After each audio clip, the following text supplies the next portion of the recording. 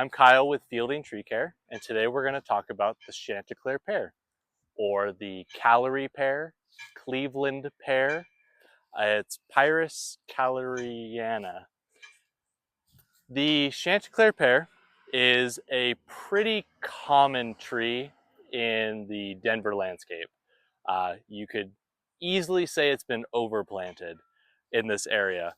And part of the reason it's been overplanted is because it's so easily utilized in our environment.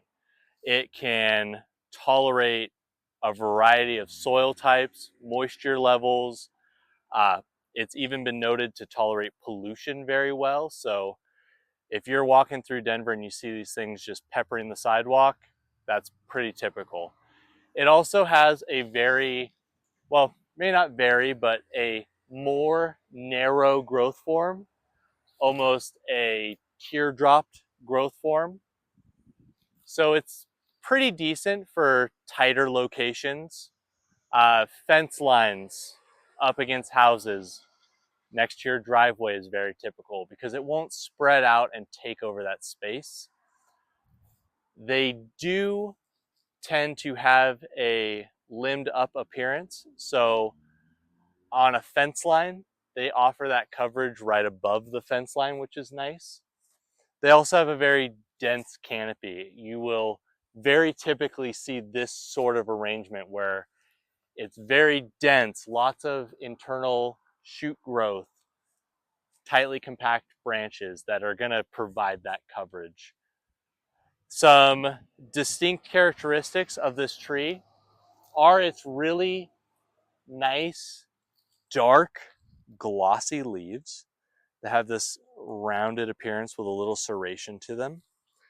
These also do not provide edible fruit, but they have a very, very prolific fruit that is typically only eaten by birds. You're not going to eat it, and it's not something that's even going to be really a big feature of the tree unless you're up close and personal with it. But these fruits come out in late spring and they'll persist through winter. A lot of times you'll see them just shrivel up on the tree. The tree has a really nice fall color. That's another reason it's been utilized so heavily in our environment here. You will get, well, actually there's some here. You'll get this really nice kind of burnt rusty red to dark reddish purple color. We come over here, you can see some early stages of some of the brighter colors that it'll get. Really nice coloration for something here that usually you only get from maples, but this will have some of those really nice colors to it. Like I said earlier, it's a fairly hardy tree that can handle a lot of soil types, pollution, environments, water conditions. It also has a really good lifespan. These will live upwards of 50 years, no problem. They also get large quickly without getting too robust on that spread. These, I mean, at a house, we see them 30 feet tall all the time. These will get 50, 60, upwards of that pretty easily. The issues you're going to have with this tree are snow damage and fire blight, typically. You could also get some leaf rust, but it tends to not really be something that's going to endanger the health of the tree unless it's very severe. If you're a homeowner and you happen to look outside at your tree and you're seeing a lot of tip growth that has this brown, crooked appearance to it, that is a strong, pretty clear indication that your tree probably has fire blight, especially if it's in the pear family, crab apples. That's typically what you'll have that will have fire blight at your house. It's very, very dangerous to these trees and can spread quickly. So contact your local arborist if you see anything like this. Now, while these trees do get fire blight, and they're one of the few species in Denver that does get fire blight, they're listed as being very resistant to this bacterial infection. And they are. We're in one of our worst fire blight seasons this year.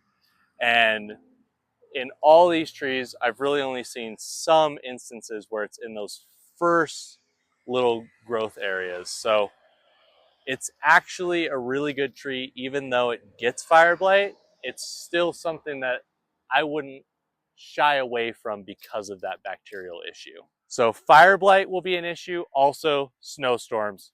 These pear trees, they leaf out really early in spring and they hold their leaves. Everything else will be shedding leaves and they're still looking like this. So that late spring snowstorm and early fall snowstorm can be devastating to these if they're not properly pruned. Part of that proper pruning is keeping a nice tight shape and thinning out a lot of these vertical sprouts on the interior of the tree. They just get so overfilled and you get these long outer branches that just catch way too much snow and have too much leverage, and they come off at these really aggressive angles, so they're weak. They can't handle that snow. This would be a species that you want to prune when it's dormant. If you absolutely have to, you can prune it during the growing season as long as you're avoiding that flowering period. Speaking of flowers, these have a lovely white flower that comes out in early spring. It's gorgeous, very snow white. The bad part is it smells bad. You can, if you were to walk past this area with 20 pear trees right now, you'd know it. It has a very off-putting kind of spoiled perfume scent to it that everybody can tell what it is. You probably just never knew it was this tree. So next spring, go up and give one of these a sniff and you'll figure out what that smell is that you've been smelling. So that's the one downside I'd say to having this tree, is it's a little stinky. This tree has a bit of a bad rap on the East Coast. They tend to spread, end up where they're not supposed to be. They're very invasive. They outcompete a bunch of stuff. So sometimes when you're looking at these trees, there'll be a lot of no-nos about it. Like, hey, that's not a good one. Don't utilize that tree. If it's not about the smell, it's because of that invasiveness. They tend to not really do that here. The most you'll see is maybe some suckering around the base of the tree. Usually if the tree's undergone some periods of stress, you'll see suckering kind of from that point forward. But as you can see with these, like I said earlier, we have several here. No suckering, no spreading, no shoots. Really nice self-contained trees that you just don't have that thing they're known for, kind of on the east side of the United States. All right, well, thank you so much for watching. Like and subscribe for more videos like this one.